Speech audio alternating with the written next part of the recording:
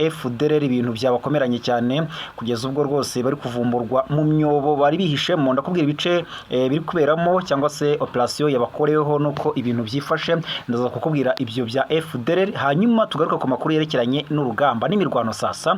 Nyuma yuko FARDC, FDLR, Wazalendo, abasirikare b'abarundi FDN bahuye n'uva gusenya hariya aho bita ku Ndondo, murabizi ko M23 bakinagije ikabakura nabi cyane. Hari gikorwa bamaze gukora mu kanya gato, ndakubwira uko ibintu byifashe muri Kivu y'Amajyepfo. Hari kubera isibaniro, hari amakuru mashya rwose yerekeranye n'ibiri kubera hariya, ndetse no kuri wa mutwe witwa P5 wa Kayumba Nyamwasa ukorana n'umuhungu wa Perezida Habyarimana, hoze nyine Perezida w'u Rwanda Habyarimana, uyu akaba yitwa Jalike Habyarimana. Bari gukorana bya hafi n'ingabo za leta ya Kongo FARDC, bakanakorana bya hafi n'umutwe witwa Gumino wa Colonel Nyamusaraba. Byose ndakubwira uko byagenze, bamaze gushyiraho ubuyobozi bushya, twavuga ko bari kutangiza mu buryo bweruye cyangwa se ku mugaragaro. Ese ninde bagize umuyobozi, bishingiye kuki, byaturutse hehe, inama zabiraga hehe, byose ndabikugezaho rwose, nuze kujya kure kubera ko mfite amakuru yizewe. Hanyuma turagaruka ku makuru yerekeranye n'ingabo z'u Burundi n'ibirwanisho biri koherezwa hariya muri Kivu y'Amajyepfo. Byose turaza kubigarukaho n'andi makuru agiye atandukanye.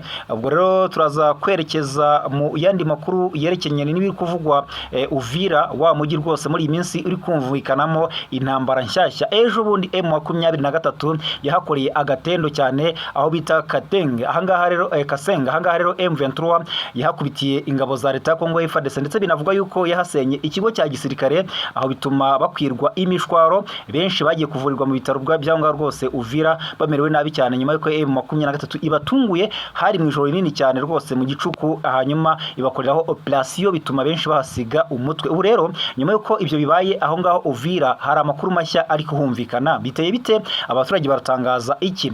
Hanyuma tuza kugaruka gukomoza kurebana n'ibiganiro bikwera i Geneve mu Busuwisi, bigomba kuba kuri uyu munsi, bigahuza AFC M23 ndetse n'umutegetsi bw'Kinshasa cyangwa se bwa Repubulika ya Demokarasi ya Kongo. Ibiganiro bitari kuvugwaho rumwe rwose muri iki gihe, kubera ko kuva bitangajwe ko bigiye kuba mu minsi ishize, batangaza ko bigiye kuva i Doha muri Qatar, kubera ko nyine Doha hariya muri Qatar nta mutekano uhari. Murabizi ko mu burasirazuba bwo hagati cyangwa se mu bihugu biri hariya biri kuberamo intambara cyangwa se biri kumvikanamo umutekano muke bitewe n'intambara ihanganishije Israel ndetse na Iran.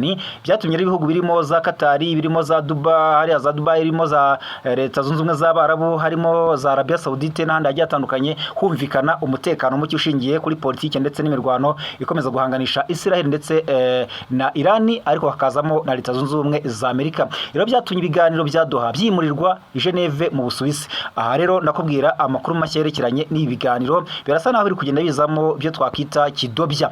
Hanyuma hari amakuru mashya avuga kuri Joseph Kabila Kabange, wahoze ari perezida wa Repubulika ya Demokarasi ya Kongo. Uyu ngo rero akaba akunze kumvikana ashinja Felix Antoine Tshisekedi wamusimbuye ku butegetsi kwica amasezerano bagiranye, ndetse kandi no guhonyora uburenganzira bwa muntu, ibyatumye nawe akorana n'abandi batandukanye barwanya ubutegetsi bwa Tshisekedi muri rusange. Hari amakuru mashya rero kuvugwa kuri uyu mugabo Joseph Kabila muri iyi minsi utorohewe n'ubutegetsi bw'Kinshasa.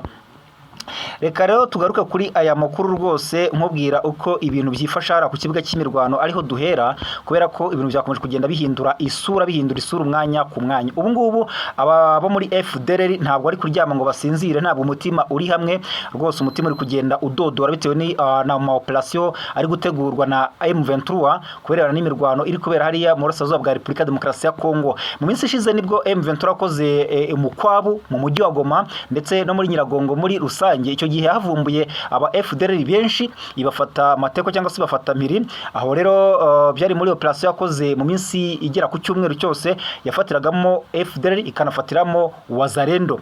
Aha rero nyuma yuko bahavuye, byavuzwe ko benshi bagiye birunda muri za Masisi na za Minova cyangwa se aho ngaho muri Tetwari ya Karehe. Ubu rero hari operation yubuye yo guhiga bukware umu FDLR aho ari hose, aho yihishe hose agiye atandukanye. Byatumye rero M23 ku munsi w'ejo ahitwa Iminova ihafatira aba FDLR barenga 20 inahafatira Wazalendo. Ubu hari amakuru avuga ko FDLR bari barubuye ya tekinike yabo.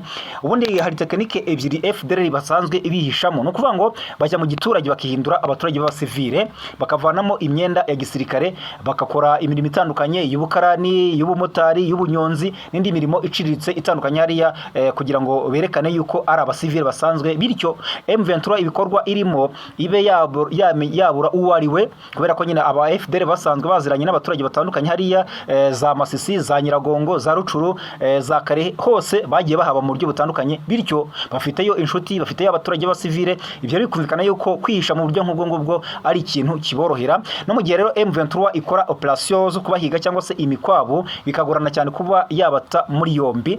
Ubu rero bakongeraho kwihisha rero mu bundi buryo bwo kwihisha, hari icyo bita indake bacukura cyangwa se imyobo, bakihisha mu myobo. Ariko ubu ngubu operation ngo M23 iri gukora hano Iminova, izo tekinika zose za FDL iri kugenda izitahura.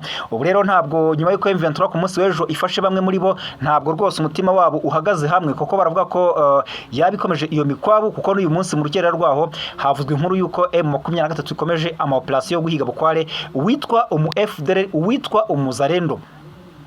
Nicyo ngicyo rero kiriho, ari kuko abo ngabo bafashwe bivuga yuko bateranyirijwe ahitwa kuri stade ya Milebla kugira ngo bagire ibyo baganirizwaho. Abatabwa muri yombi batabwe muri yombi, abazarendo bagomba gushyirwa muri M23 bashyirwemo, abagomba gufatwa bakazashyikirizwa ubutegetsi bw'Kinshasa bazabushyikirizwe. Byose bigomba gukorwa, bikaba byaraganijwemo mu nama bakoreye ahangaha kuri stade de Milebla. Ubwo rero nuko nguko amakuru yerekeranye n'ibya FDL ahagaze, ntabwo rwose byoroshye na gatoya, mu gihe kandi ashize iminsi n'ubundi leta ya Kinshasa itangaza yuko nayo ngo yatangije gahunda zo gusenya uyu mutwe w'iterabwoba wa FDL, nubwo kugeza ubu ngubu itangazwa ko ari amakuru yari nyirarureshwa, kubera ko n'ubundi biri kugaragara yuko bari kugenda bafatanya mu Rwanda itandukanye yo muri Kivu y'Amajyepfo, nk'uko mu kanya gato yangiye kuba nabikubwira. Aha rero ikindi nakubwira cyo nuko rero tutaraje ku makuru yerekeranye n'ibya coalition ya FRDC, hari amakuru atugeraho avuga yuko uwitwa Colonel Mukeshimana Fabien, nari maze kukubwira yuko muri P5 wa mutwe wa Kayumba Nyamwasa uri gukorana n'uwitwa Jalike Habyarimana, bakanakorana n'abanyamurenge bamwe bigumuye kuri bagenzi babo witwa Gumino bayobowe na Colonel Nyamusaraba, bakanafatanya n'ubutegetsi bwa Kinshasa, isirikare cyabwo muri Kivu y'Amajyepfo FRDC, bagafatanya na za FDL na za Wazarendo. Abangaba ba P5 bari kugenda bakaza umurego umwanya ku mwanya, bahindura ingamba zo kugira ngo bakomeze kubaka uyu mutwe. Bivuga ko rero harimo abo bakorana bahoze mu witwa FRN. Uyu nguyu akaba ari umugabo witwa Paul Rusesabagina, muramuzi uyu nguyu rwose. Uyu mutwe wa FRN wagiye uteza umutekano muke mu bice bitandukanye byo ku mipaka y'u Rwanda, kuko ugeze kugaba igitero ku butaka bw'u Rwanda mu majyepfo y'u Rwanda, mu karere ka Nyaruguru mu burengerazuba, ariko baza kuburizamo umugambi wabo, kuburizwamo n'inzego z'umutekano z'u Rwanda muri rusange. Aba rero uwitwa Colonel Mukeshimana hoze muri uyu mutwe, Colonel Mukeshimana Fabien, yakoranaga bya hafi n'uwitwa General Jeva, ubundi bavuga ko ari we muyobozi mukuru w'abo barwanyi ba FRN. Uyu rero Colonel Mukeshimana ngo bidasubirwaho yaba ari we wagizwe umuyobozi w'abarwanyi ba P5 hano muri Kivu y'Amajyepfo. Akaba yamaze kugera rero muri Kivu y'Amajyepfo avuye i Bujumbura, kubera ko ubundi aba barwanyi ba FRN basanzwe bakorera muri i Bujumbura ndetse no mu ishyamba rya Kibira. Hari abari mu i Bujumbura abayobozi bakuru by'umwihariko, ariko kandi bakajyana no gukoresha imyitozo mu ishyamba rya Kibira. Iryo shyamba rya Kibira rinavugwamo abo muri FDLR, bikanavugwamo abo ku ruhande rw'u Burundi bo mu gisirikare cy'ubundi cya FDNB. Uriya mu Colonel Mukeshimana akaba yamaze guhabwa inshingano zo kuyayobora abarwanyi ba P5 mu buryo budasubirwaho, kugira ngo akomeze akorane n'abitwa ba Colonel Nyamusaraba, akorane n'abo ku ruhande rwa leta ya Kongo, igisirikare cyabo FARDC akorane bya hafi na Wazarendo akorane bya hafi kandi na FDLR. Uwo akaba agomba kuza ngo gushyira imbaraga mu gisirikare cyangwa se mu barwanyi ba P5 nk'uko byatangajwe n'amakuru atugeraho mu by'ukuri. Kugeza ubu rero uyu nguyu Colonel Mukeshimana Fabien, amakuru atugeraho avuga yuko akomoka ahitwa Nyamasheke, mu karere ka Nyamasheke rwose. Uyu nguyu akaba rero nk'uko nabikubwiye yarahoze muri FRN. Rero kugeza ubu ngubu nta kiratangazwa byeruye n'uyu mutwe, ariko amakuru atugeraho rwose y'imbere cyane agaragaza yuko yamaze kugera ahangaha muri Sud Kivu aturutse i Bujumbura, kugira ngo akomeze gutangiza imyitozo ikomeye cyane yo kurwanya M23 ndetse n'umutwe witwa Twirwaneho. Kugeza ubu rero bije nyuma yuko n'ubundi FRDC nayo ndetse na coalition yayo, no kuvuga nyine n'ubundi Wazarendo, no kuvuga n'ubundi FDLR, no kuvuga FDNB gisirikare cy'u Burundi ndetse n'abandi bakomando bo mu mutwe wihariye wa FRDC witwa Special Force witwa Hibu, cyangwa se abahibu. Twavuga ko mu Kinyarwanda nyine ari ibihunyira, kuko ngo bazwiho nyine ngo kurwana mu masaha y'ijoro, ariko kandi ukabona ko ibyabo byakomeje kugenda bigorana. Bari mu nama rero z'urudaca zikomeye cyane nyuma yuko M23 ibambuye agace kose ko ku Ndondo. Ubundi ku Ndondo uko byari bimeze mu minsi ishize, harashize igihe amezi arenga 5 cyangwa se 4 gutyo harimo uruhande rurimo M23 na twirwaneho, hakaba n'uruhande rurimo FARDC bahagabanye. Aha rero M23 iherutse kubakorera operation muri iyi weekend ihabakura nabi cyane ku buryo bo rwose bahavuye kibuno mpamaguru biruka amasigamana barwana kinyuma nyuma yuko M23 ibashushubikanye. Aha rero byatumye bakora inama zikomeye cyane ahitwa Makobora kugira ngo barebe ko bakikiza cyangwa se bareba technique na strategy bakoresha mu kwikiza M23. Imyanzuro rero yabo ikaba igaragaza ko ngo bakomeje kugenda bashakisha intwaro nshyashya, bashakisha tekinike nshyashya, bashakisha ubwirinzi bw'ikoranabuhanga ry'ikirere, bashakisha uburyo bakongera amadrone. Nyuma kubona ko izuba gukoresha M23 iri kugenda izihanura ikoresha ikoranabuhanga ryayo, bakavuga ko rero ngo byose bigomba kugenda bifatwaho imyanzuro kugira ngo barebe ko bakongera gusubira ku ndondo, kuko hariya ku ndondo ni igice gikomeye cyane kirimo ubutunzi kamere, kirimo imigi itandukanye, kirimo ibice biri strategique cyangwa aho twita point strategique, ndetse n'ahandi hagiye atandukanye, ku buryo ko habafatana byaba ari ukubaca amaboko cyangwa se kubaca intege, kandi bikanabaha M23 na twirwaneho ubushobozi bwo kugenzura ibindi bice bahakikije hariya werekeza za Minembwe n'ahandi hagiye atandukanye, kuko na Minembwe biravuga ko bamaze kwatakaza ibice byinshi, bamaze kwatakaza ingufu gukomeza kwagaba ibitero biri kugenda bibananira, kuko murabizi ko mu minsi ishize bahagabye igitero gikomeye cyane cya Karundura bakoresheje indege mu bwoko bwa Skuyi, banangiza ibikorwa by'abaturage ndetse banakomeretsa abaturage benshi, byose bikozwe n'ingabo za leta Kongo FARDC. Ariko kuri ubu ngubu bamaze gucibwa intege n'ibitero na operation ari gukorwa na M23 ndetse na twirwaneho. Aha rero ukumva yuko urugamba rwagiye ruhindura isura rwose mu buryo bukomeye cyane. Hakaba mukuru ngewe no rwose ntaratohoza neza, ariko angeraho ansomera avuga yuko hari imodoka byagaragaye mu rukerera rwo ku munsi w'ejo kuva saa 9, saa 10, saa 11. Ibimodoka bituruka i Bujumbura byuzuye ibitwaro Karundura cyangwa se intwaro za zindi ziremereye cyane, harimo n'abasirikare bazitwaye. Ibyo modoka rero bikaba byaje rwose biturutse i Bujumbura byerekeza mu cyerekezo cya Uvira. Kugeza ubu rero amakuru akagaragaza ko baje gukora kongera imbaraga mu bice bitandukanye barimo, ariko kandi banareba uburyo bakisubiza ibyo M23 na twirwaneho babambuye, nubwo kugeza ubu ngubu urugamba rukomeje kubabana imberenge. Ariko cyane cyane mu mutwe wabo hakaba harimo kurinda umujyi wa Uvira. Baravuga bati ubwo M23 ifashe ku ndondo mu mbaraga zikomeye cyane nta n'iminsi birishize, byanaborohera kuba baza bagafata n'umujyi wa Uvira turamutse turangaye. Aha rero bakaba bakomeje kugenda bashyira imbaraga mu kuba barinda uyu mujyi, cyane ko ku munsi w'ejo bundi M23 hageze amajanja ubwo yarasagaho bita Kasenge hafi y'ibitaro rwose bya hariya rwose byitwa Sepake, WTM Sepake. Aho rero hose M23 ikaba yaragiye ihashegesha. Urumva ko rero urugamba kugenda ruzamo ibibazo bikomeye cyane. Kugeza ubu rero reka twerekeza mu makuru yerekeranye na politike tudatinze rwose, kuko icyo nakubwira cyo kubyerekeranye n'imirwano ikomeje kubera muri Kivu y'Amajyepfo, ntabwo muri aya masaha ndi kukubwira iyi nkuru, nta masasa ari kumvikana mu bice bigiye bitandukanye cyane. Hariho ituze, ariko kandi hakaba ariho kurebana ayingwe mu bice bicungame cyangwa se byegereye ku ndondo. FARDC urabona ko iri kwitegura ikintu gikomeye cyane, mu gihe M23 nayo iryamiye amajanja irindi bice imaze iminsi ifata buhoro buhoro. Ahitwa za Rukwete rwose hari icyuka cy'intambara cyangwa se cy'imirwano, ahitwa za Karehe aho ngaho rwose M23 iheruka gufata hari icyuka cy'imirwano, ahitwa rwose mu bice bitandukanye bya Warikare hari umwuka w'intambara, ukubona ko imirwano yongeye gusubira kuba mibisi. Hanyuma mbere yuko tugera ku bya Joseph Kabila Kabange hoza ari perezida wa Repubulika ya Demokarasi ya Kongo, reka duhere ku ngingo zigera kuri 3 zigomba kuganirwaho mu biganiro bya Geneve mu Busuwisi. Ibiganiro byavanywe i Doha kubera impamvu z'umutekano bikajyanwa i Geneve mu Busuwisi.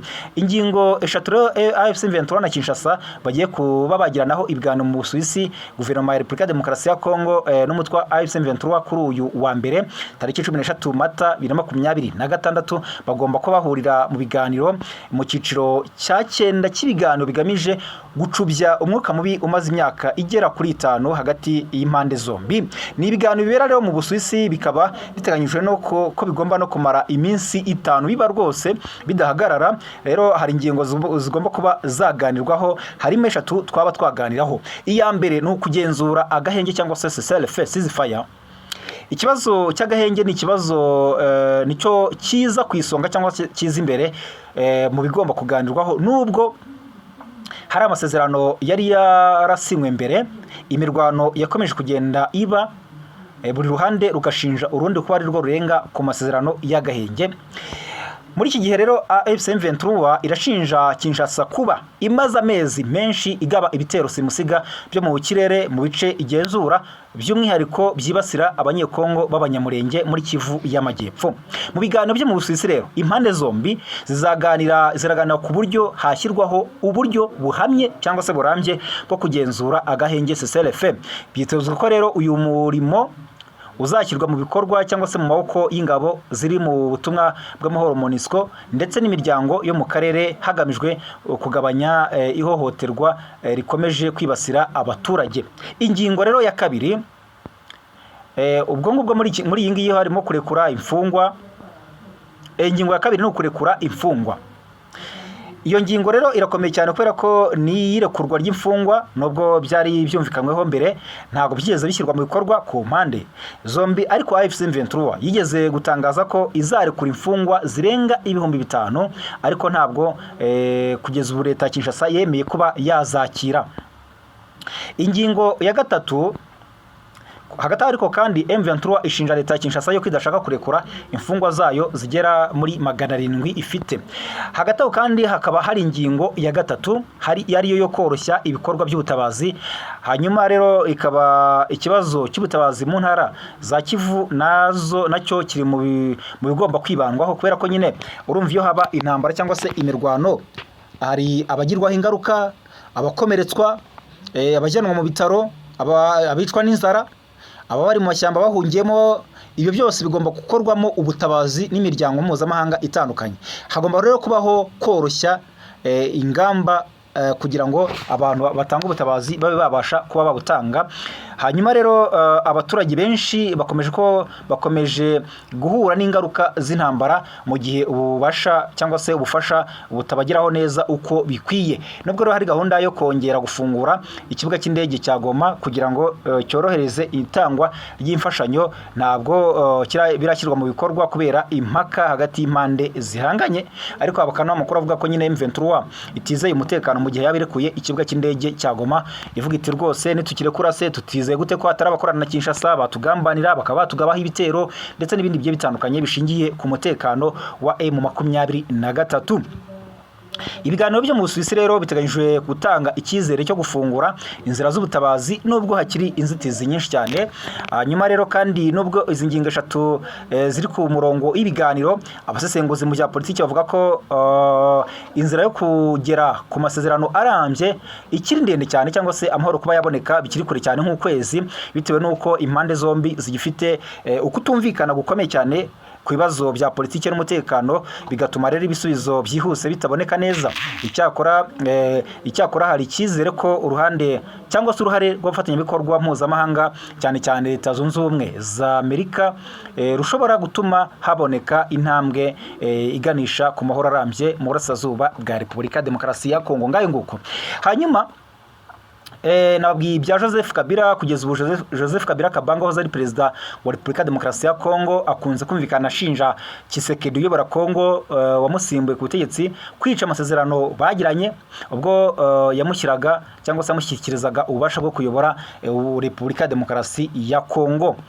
Muri 2019 rero nibwo Tshisekedi yashyikirijwe ubutegetsi asimbuye nyine uyu nguyu Kabange Kabila. Hari rero inyandiko ibitangazamakuru bivuga ko byabonye y'umwimerere y'amasezerano bari abagabo bombi bagiranye. Ayo masezerano byizwe ko agamije umutekano n'amahoro muri Repubulika ya Demokarasi ya Kongo, yashyizweho umukono ku wa 8 Mutarama 2018, yasinywe hagati ya Felix Antoine Tshisekedi Chilombo nk'umuyobozi mukuru w'ihuriro rya Cap pour le Changement CACH, aho yiswe uwasinye wa mbere, na Joseph Kabila Kabange nk'umuyobozi mukuru w'ihuriro rya politiki Front Commun pour le Congo FCC, wiswe uwasinywe wa kabiri mu rwego rwo gutuma habaho ihererekanya ry'ubutegetsi mu buryo bubahiriza amategeko, gushyiraho ubutegetsi busimburana burambye. no kubungabunga umutekano n'amahoro muri Repubulika ya Demokarasi ya Kongo. Tshisekedi akaba yaremeye gutanga ubudahangarwa busesuye ku muryango wa Kabila, umuryango n'abari abayobozi mu butegetsi bwe, kutazabacira imanza no kutazabakurikirana mu byaha byose bakekwaho, ibyaha by'ubwicanyi, ibyaha byerekeye ubukungu ndetse n'ibindi bigiye bitandukanye. Harimo rero byinshi rwose tuza kugarukaho mu yandi makuru yacu agiye atandukanye, kuko mu gihe Tshisekedi yari yaremeye ko nta muntu wa hafi ya Kabila azacira urubanza, uyu wamushyikirije ubutegetsi ari mu bo yahereyeho, kuko amaze igihe yarakatiwe igihano cy'urupfu nyuma yo kumuhamya ibyaha birimo kubangamira igihugu. Tshisekedi kandi rero muri 2023 yanze gushyigikira umukandida wa FCC, ahitamo kongera kwiyamamaza mu matora yasize atorewe kuyobora Repubulika ya Demokarasi ya Kongo muri manda ya kabiri. Nguko rero ko ibintu byifashe rwose ntabwo byoroshye na gatoya. Reka rero mbashimire cyane mwebwe mukomeje gukurikira amakuru yacu rwose hano kuri uyu muyoboro, mukore subscribe, mukande like, mukande share, mukomeze kubona amakuru yacu mbere kandi meza cyane. Imana ikomeze kubaha umugisha. Ngeri twa Isaac neza.